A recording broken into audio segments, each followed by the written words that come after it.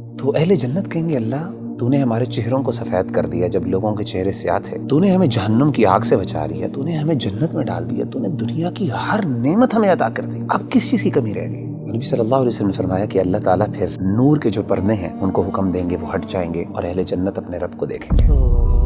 اس پوری جنت میں کوئی ایسی نعمت نہیں ہوگی جو اس نعمت سے بڑی نعمت ہوگی کہ جب ایک بندہ اپنے رب کو دیکھے گا، رب کو دیکھے گا، رب کو دیکھے گا، رب کو دیکھے گا۔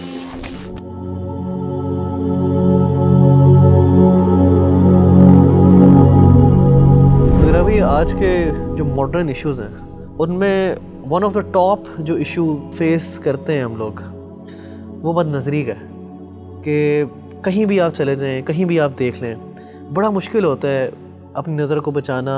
اور اس چیز سے اپنے آپ کو بچا لینا جو اللہ سبحانہ و تعالیٰ نے منع کی ہے۔ تو کیسے آج کل کا نوجوان اور کیسے ہم لوگ جو ہیں بچ سکتے ہیں کہ ہماری نظریں بد نہ ہو اور ہم لوگ ایسی چیز میں نہ پڑ جائیں جو اللہ سبحانہ و تعالیٰ سے حرام ہے؟ دیکھیں ربی بھائی، سب سے امپورٹنٹ فیکٹر جو انسان کی نظروں کی حفاظت کر سکتا ہے وہ فیکٹر یہ ہے کہ انسان کو اس بات کا شعور ہونا چاہیے کہ میری نظر کی قیمت کیا ہے۔ دیکھیں ہماری جو نظر ہے نا، ہم سمجھتے ہیں اس کی کوئی قیمت نہیں ہے، جس مرضی پر ڈال لیں، لیکن آپ کو یہ پتہ ہونا چاہیے اور ہم میں سے ہر بندے کو یہ پتہ ہونا چاہیے کہ اس نظر کی اتنی بڑی قیمت ہے۔ کیوں؟ کیونکہ اس نظر نے اللہ رب العزت کو دیکھنا ہے جنت۔ قیامت کے دن نبی صلی اللہ علیہ وآلہ وسلم نے فرمایا جب اہل جنت کو اللہ جنت میں بھیج دیں گے نا تو اللہ جنتیوں سے سوال کریں گے کہ اے میرے بندو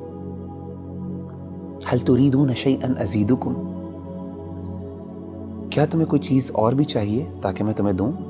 تو اہل جنت کہیں گے اللہ کون سی ایسی نعمت ہے تو نے ہمارے چہروں کو سفید کر دیا جب لوگوں کے چہرے سیاہ تھے، تو نے ہمیں جہنم کی آگ سے بچا لیا، تو نے ہمیں جنت میں ڈال دیا، تو نے دنیا کی ہر نعمت ہمیں عطا کر دی، اب کس چیز کی کمی رہ گئی؟ تو نبی صلی اللہ علیہ وسلم نے فرمایا کہ اللہ تعالیٰ پھر نور کے جو پردے ہیں ان کو حکم دیں گے، وہ ہٹ جائیں گے اور اہل جنت اپنے رب کو دیکھیں گے۔ نبی صلی اللہ علیہ وسلم نے فرمایا کہ فما اعطوا شيئا احب اليهم من النظر الى ربهم او كما قال علیہ الصلوۃ والسلام، کہ اس پوری جنت میں کوئی ایسی نعمت نہیں ہوگی جو اس نعمت سے بڑی نعمت ہوگی کہ جب ایک بندہ اپنے رب کو دیکھے گا۔ اور صحابہ نے بڑے حیران ہو کے پوچھا، انہوں نے کہا کہ اللہ کے رسول هل نرى ربنا، ہم اپنے رب کو دیکھیں گے؟ کیسے دیکھیں گے؟ مطلب they were like imagining the situation۔ صحیح مسلم کی حدیث ہے، آپ صلی اللہ علیہ وسلم نے فرمایا هل تضارون